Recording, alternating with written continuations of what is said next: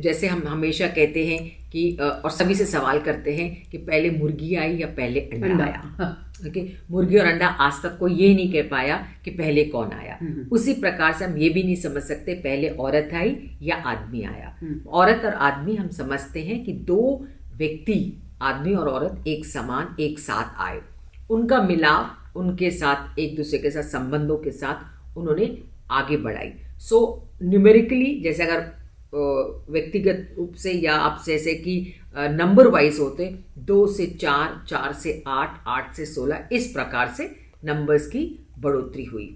और जैसे जैसे आदमी एक दूसरे के साथ डील करता रहा, यानी इंटरेक्ट करता रहा, मोस्ट इम्पॉर्टेंट थिंग होता है सर्वाइवल, यानी कि अपने आप को संभालना।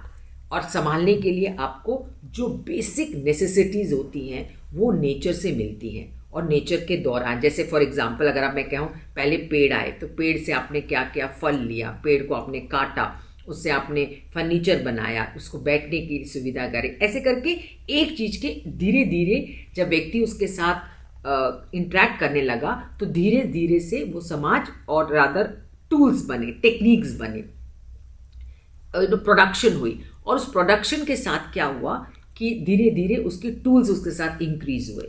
तो एक तरह से आपकी संख्या बढ़ी और दूसरी तरह से आपके टूल्स एंड टेक्निक्स बढ़े। तो ये सब एक जगह से दूसरी जगह ना ले जाते हुए सोसाइटी, उन्होंने सोचा कि हम एक जगह पे स्थिर रहें, यानी कि एक जगह पे रह के एग्रीकल्चर करें। तो खैर ये तो बहुत बड़ा एक्सप्लेनेशन होगा, बट मैं मोटे मोटे तौर पे ये कहना चाहती हूँ कि जैसे जैसे समाज में कॉम्प्लेक्सिटीज़, यानी कि एक संख्या बढ़ी, उसके तौर टेक्नोलॉजी बढ़ी, उसके तौर और विज्ञान बढ़ा, सब चीज़ें जैसे जैसे बढ़ी और उसका जो इम्पैक्ट हुआ वो ज़्यादा जैसे जैसे बढ़ता गया, उस प्रकार से क्या हुआ कि सोसाइटी में बहुत डिस्टर्बेंसेस आ गई, यानी सोसाइटी में बहुत हलचल मची।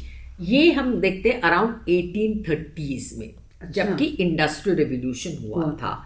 तब इंडस्ट्रियल रेवोल्यूशन की वजह से, यानी कि एक स्तर पे पहुंचने के बाद, समाज एक स्तर पे पहुंचने के बाद उसमें बहुत सारी कॉम्प्लेक्सिटीज़ आ गई।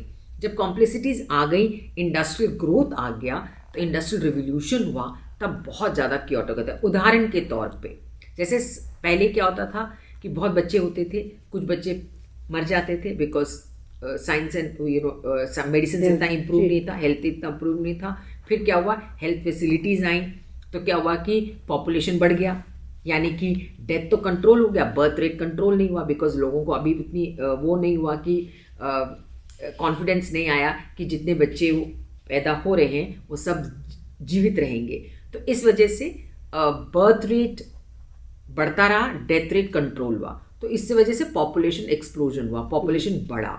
जब पॉपुलेशन बढ़ा तो उसका इम्पैक्ट भी बढ़ा, यानी कि उतनी एम्प्लॉयमेंट नहीं रही, तो अनएम्प्लॉयमेंट भी बढ़ी, उससे इकोनॉमिक प्रॉब्लम्स भी आ गई।